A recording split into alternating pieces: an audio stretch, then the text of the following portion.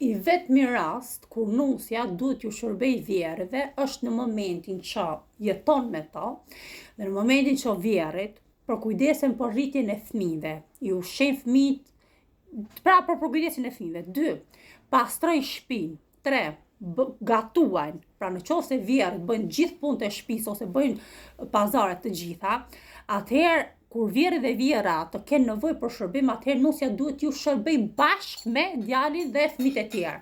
Pra nusja atëherë është e detyruar sepse e ke marrë një shërbim, sepse vjera nuk është shërbëtorja jote që të pastrojë të plaj.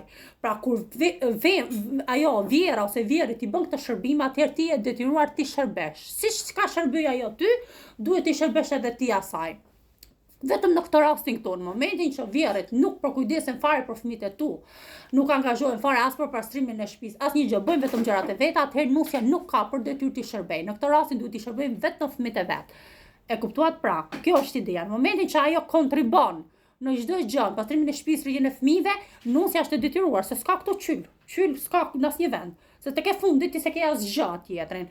Dhe detyrimi është në lidhjet që s'kan, në lidhjet e njerëzve, pra lidhjet e njerëzve në kuptimin e fjalës që për persona që s'kan lidhje afrimiteti me ta, janë të detyruar t'ia kthejnë njëri tjetrit.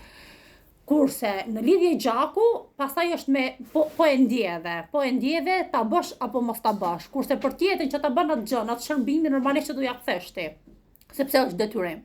Vetëm në këtë rastin këtu ka për detyrë nusja djalit i shërbej. Në momentin që unë s'kam marrë shërbim nga vjerrit, unë personalisht nuk e dua shërbimin nga vjerrit fare, sepse as nuk dua që të ma bësh shërbimin, as nuk dua që t'ju kthej shërbimin.